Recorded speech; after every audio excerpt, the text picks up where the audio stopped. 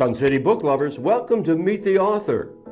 This show is made possible by Sun City Hilton Head Lifestyle Services, giving us a chance to learn more about the books we want to read and the people who create them.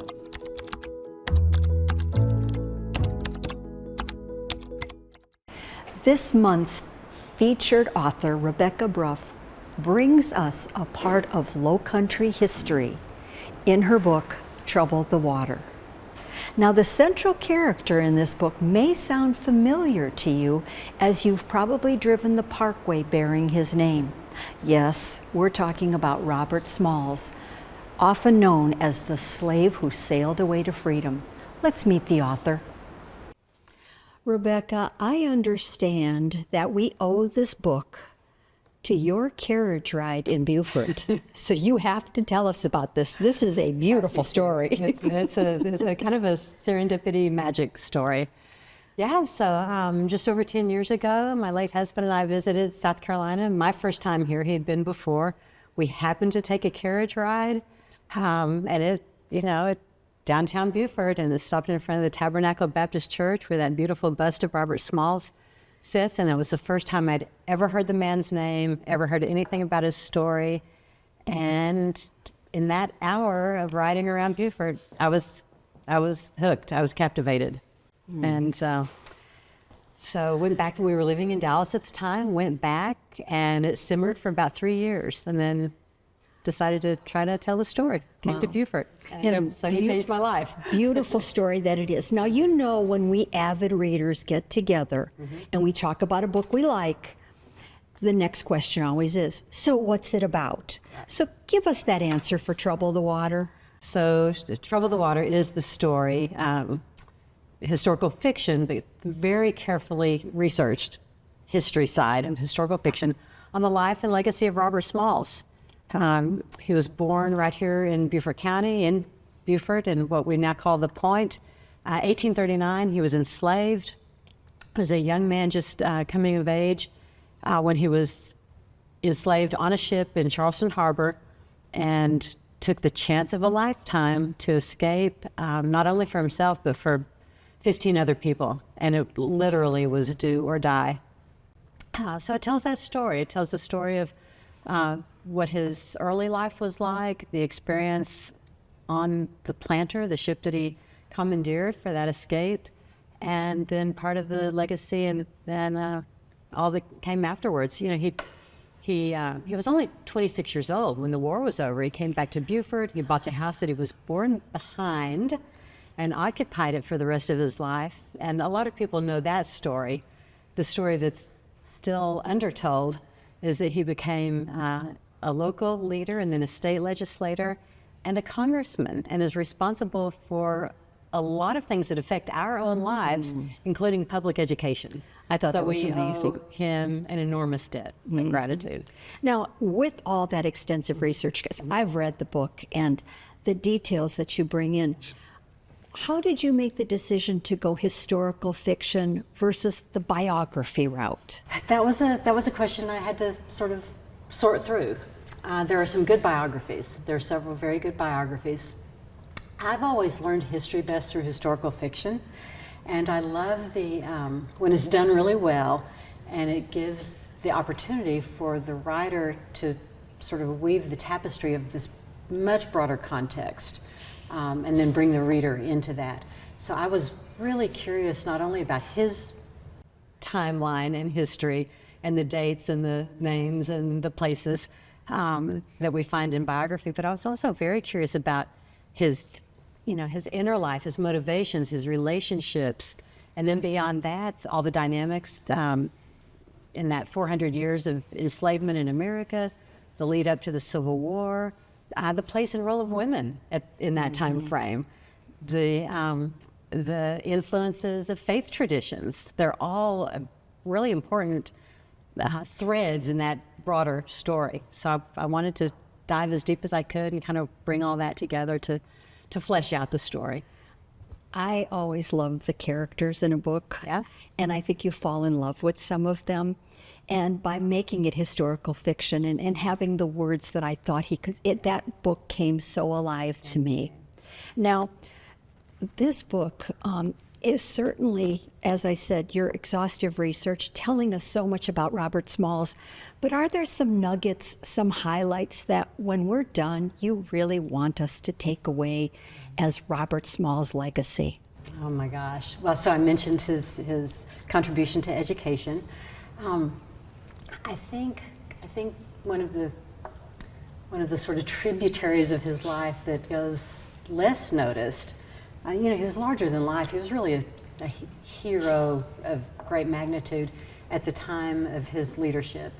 But what has sort of fallen away is kind of what's behind that, this deep character, courage, faith, family, all these deep, deep values that we sometimes think of as sort of soft skills, but they are the heart of a human being. After he commandeered the planter and was made a hero, he could have stayed in the northern part of the country and stayed very safe. He was committed to his community, right here in Beaufort County, and he came back knowing that there would always be a target on his back.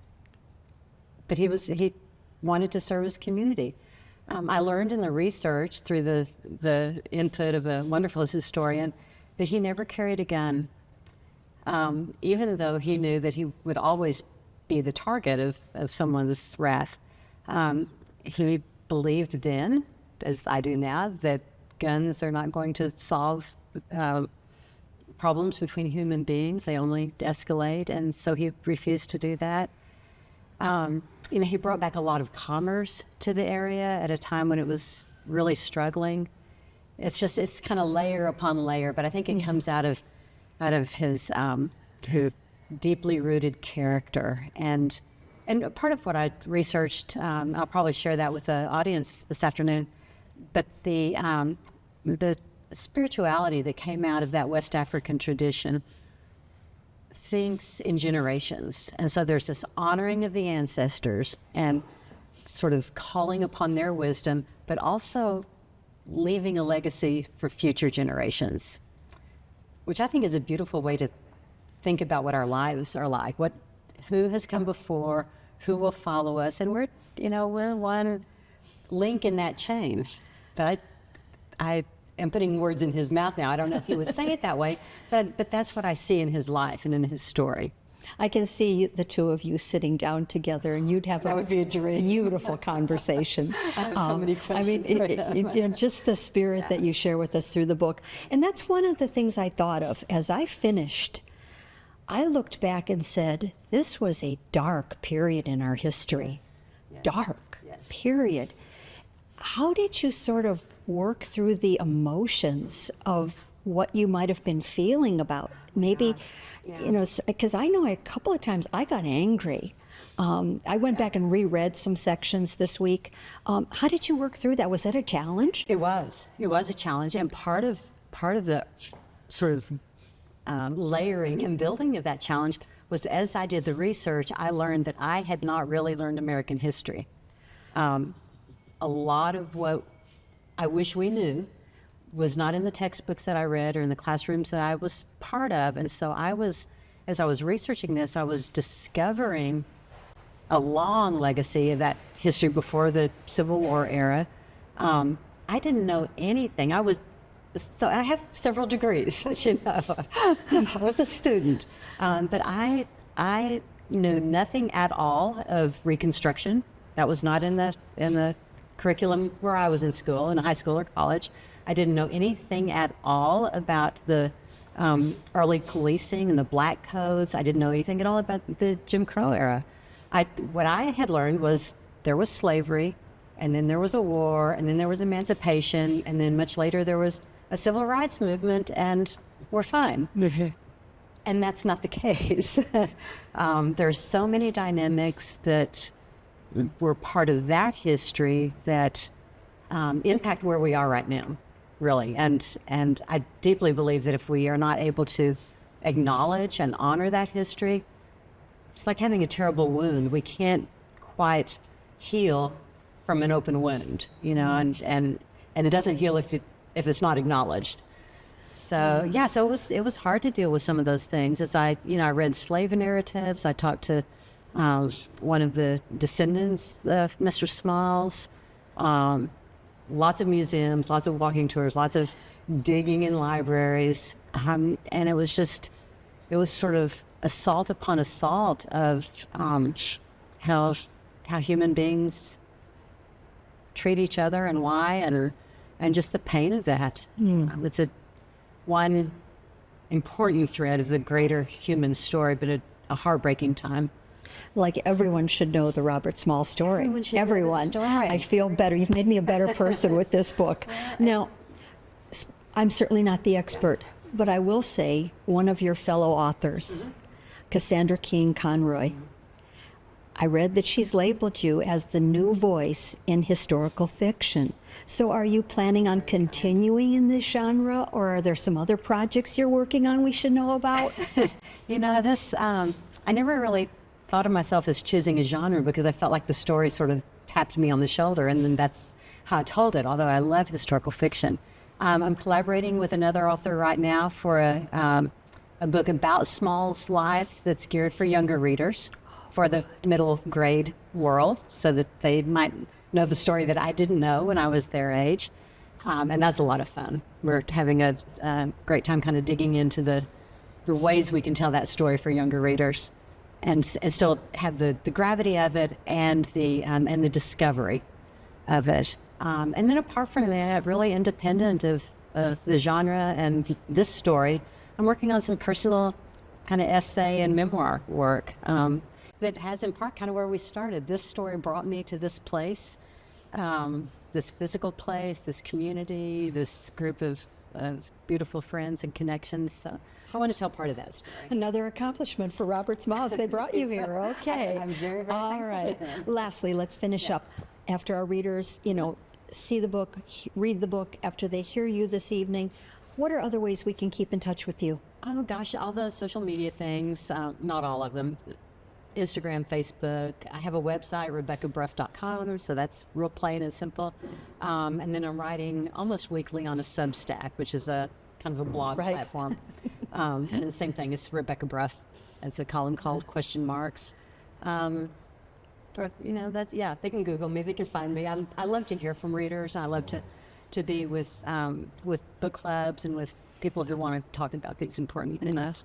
I think it's a beautiful story. You've brought us so much information and just the love that we can have. And I will never drive on the Robert Smalls Parkway again without having a big old smile on my face. That makes me happy. That's lovely to hear. Thank you. Thank you. Thank you. Have you ever had to make, or can you imagine what it might be like to make a literal life or death, live or die, survive or not decision that impacted 15 other people? Can you imagine? Can you imagine? So that's, okay, those of you I've not had to do that, and it was one of the things that drove me in this story. I'm going to share a little bit about, and is there anyone who, I'm not even going to ask that. I know that some of you have read the book, others have not. I'll do this without spoilers for those who haven't read it. But it's the story of an American hero, and I'm going to start by reading a little bit of one of the very pivotal moments in his story. May 13th, 1862. Before this decisive night, I'd not fully appreciated the subtle line between inspiration and insanity. But now, with all our lives at risk, I found myself navigating that most perilous edge. Only the enslaved can fathom the price and the cost of freedom, life or death itself. Not only my life, but that of my wife and our children. And not just my families, but those of my crewmates. Would we live an unknown future of freedom or perish to the dark and watery depths? Men, women, babies, 15 lives hanging in the balance entrusted to me. Every moment, every experience, every longing led here. Every work-weary day, every sorrow-soaked night, every step on every road, every hurt and every hope, every echo of the cry of every slave I'd known, every whisper of every distant dream. Tonight, now or never. My plan was either brilliant or foolish, valiant or vain, a dream hope-filled and desperate. Our crew was capable, the weather was in our favor, our plan solid. It seemed God might be smiling, opening the Red Sea. We succeed or die, no in between, triumph or tragedy, freedom or nothing at all. I'm going to skip a little bit, but I want you to read it. We'd spent a long day loading the planter with weapons for Confederate soldiers all along the eastern seaboard. At this time in Small's life, he was 22 years old. He was enslaved on a Confederate warship that was at work to keep him enslaved. And the Confederate officers had, for a few months, begun the practice of leaving the ship in the hands of the enslaved. They would go back into town and spend an evening at the pub or with their women. I don't know what they were doing. They weren't supposed to leave the ship, but they did. And Smalls and his crew had taken note of that pattern and had decided that there would be an opportunity for them to commandeer the ship. We'd spent all day long loading the planter with weapons for Confederate soldiers. Captain Rellier told me that when we finished, he'd leave her in our hands until we sailed early the next morning. And so, a few hours later, we slipped softly into the dock from the southern to the northern wharf. Hannah and the children, along with our crew members and their women, moved in beautiful silence onto the planter's deck. I saw the terror on the women's faces when they boarded. Hannah was his wife, Hannah whispered that she'd done her best to calm them, but the longer they waited, the more anxious they'd become. In a moment of divine brilliance, she'd insisted on a silent prayer. Stay. And then they leave and head out through the numerous forts that were armed in the Charleston harbor. As we approached Fort Johnson, 2 miles offshore, we gave our customary passing signal, 2 long blasts and 1 short, and kept steady. Fort Johnson was well armed. I'd taken some of the guns there myself on this very boat, and I knew those guns and cannons could sink us with ease. We passed without incident. I called down to the engine room, full head of steam. John and Alfred fed the engine, and I felt our speed increase. I leaned against the cabin window, just as I'd seen Captain Rellier do so many times, arms crossed over my chest, his straw hat pulled low over my forehead. I had even practiced his limp, but I'm certain his heart never beat with such nervous ferocity. Fort Sumter was about a mile ahead, where the harbor narrowed and then opened into the broader ship channel, the only way in or out. Opposite Sumter, on the north side of the harbor's narrow mouth, lay Fort Moultrie. Before the war began, a boat this size could pass between both forts without coming too near to either of them.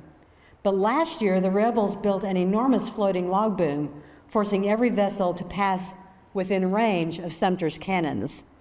I knew Sumter was using small watch boats as well, and I wondered if we'd see them before they saw us. We continued on. A light fog returned, and I gave thanks.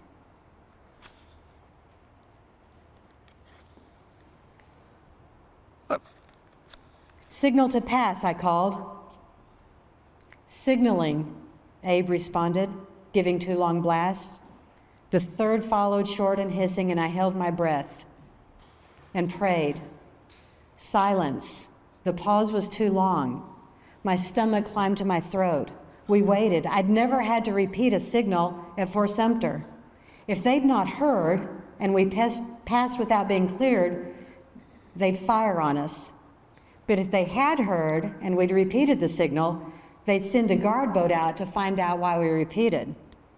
At last we heard the signal to proceed, and a voice from across the water. "Kill us some damn Yankees, boys." "Aye," I called, waving my ungloved hand. We kept moving, steady, and finally we were out of range of Sumter's big guns, but not out of danger. The most perilous moments lay directly ahead. The Union ship Onward, heavily armed, saw our Confederate flag waving in the first clear light of morning. I went cold as their cannons pivoted toward us. Well, they made it. That's why we're here. They escaped. They surrendered the planter, the Confederate gunboat, to the Union Navy. They were all immediately liberated. Smalls was given quite a reward. And then he was asked to serve on that boat on behalf of the United States. And he did that, and he did it very valiantly. And in fact, there's a great book called Be Free or Die by Kate Lineberry that tells that story beautifully. If you've taken a tour in Beaufort, you've probably seen the monument or a picture of Robert Smalls. But I will tell you that when I took that carriage tour in 2013, I had never heard the man's name. And I went to school a lot. I have several degrees. Never heard the man's name. We went on the tour. You stop at the Tabernacle Baptist Church, right? And you see that beautiful bronze bust of this very dignified man. That was the first time I'd ever heard his name. And there's a plaque on the street there that says that he was born in Beaufort in 1839. That house is just a few blocks away. If you took the tour, you stopped in front of 511 Prince Street. The plaque at the monument tells us that he was born enslaved, that he commandeered a Confederate warship. So anyway, we're stopped in front of the plaque. We hear about Robert Smalls, first time I'd ever heard his name, and heard that he was this extraordinary hero, that he returned to Beaufort when the war was over, even though he knew that there was a target on his back for the rest of his life, that he became a local community leader, that he was elected to state legislature, and then was a 5-term congressman, that he was responsible for some of the things that really put Beaufort and Beaufort County on the map. So we continued on the tour. We stopped in front of the house on Prince Street, that beautiful antebellum home that he was born behind. His mother, Lydia Polite, gave birth to him alone on the night that he was born, a night of trouble. That's part of where his name comes from in the story. Y'all, she was 45 years old. Amazing. Imagine just how strong a woman she was in 1839 to give birth alone in what was just the work shed, basically. So I learned that on the tour. Learned a little bit more about her and some of the research. We know that when Smalls came back to Beaufort, he bought that house that he was born behind. You could buy the evacuated homes for back taxes. After the war began in 1861, in April, right there at Fort Sumter, where Smalls probably observed the fireworks at the beginning of the war, later that year, before his escape on the planter, later in 1861, President Lincoln sent an enormous fleet right here to Port Royal Sound, and a rider rode in on his horse into Beaufort to tell the white population to evacuate, that the Yankees were here. And the story says that they all left that afternoon. It's called the Great Skedaddle. And they left, and part of the lore of that story is that they thought they'd be back soon. And so they buried the silver under the floorboards, they left the things in the houses. It made me think of sort of the first few weeks of COVID, when we thought, well, this will be a quiet 3 weeks, and then it lasted a long time. When the war was over, those homes were available for the payment of back taxes. Smalls had been rewarded for the surrender of the planter to the Union, and so he marched up to the tax office, 26-year-old war hero, and bought the house that he was born behind. Anyone else know where this title comes from? Are you familiar with the song Wade in the Water? That's Do you want to do it for us? Wade in the water. Wade in the water, children, wade in the water. The Lord's gonna trouble the water. And then the verse calls on different people that are seen, pillars of Christendom. Yeah. Yeah. Yeah, so at the end, there's actually a link to one of my favorite versions of that. I grew up with that song. I grew up in a little Methodist church in Amarillo, Texas, but we learned that song as kids. It's an African-American spiritual that evokes both the parting of the Red Sea. Moses troubles the water so the enslaved Hebrews can go wander in the wilderness to freedom. It also evokes this beautiful gospel story that talks about people who are invalid lying by a pool of water, Bethsaida, and an angel comes and stirs the water, troubles the water, and whoever enters into that water is liberated from their illness. So it's a story of liberation, and it's a story that has comforted and guided people toward liberation for centuries. When I was writing the book, I listened to a lot of spirituals, and I listened to this one all the time. And that was kind of what bubbled up the title of the book for me. In the book, Small's nickname is Trouble. And people have asked me if that was his actual nickname. There was a convention at the time of what was called a basket name, a nickname that was given that sort of represented the circumstances of a child's birth. I don't know if he had an actual nickname or a basket name, but he got in trouble as a kid. Mr. McKee had to go, get him out of jail because he broke curfew. He was precocious. And he was born on a night of trouble. His mom was alone because there was a hanging that night. So that's kind of what evoked the title. The cover itself, I think it's a beautiful cover of the book. That was a photograph taken here in Beaufort County, and that's why it looks like it belongs with this story. I do want to say a couple of things about why I think it's not just an amazing story of a hero. That would be enough. His escape is a story in itself. His contributions are a story that we should all know. But I also deeply believe that until we acknowledge and honor our history, the fullness of our history, it's really impossible for us to heal the wounds of that history.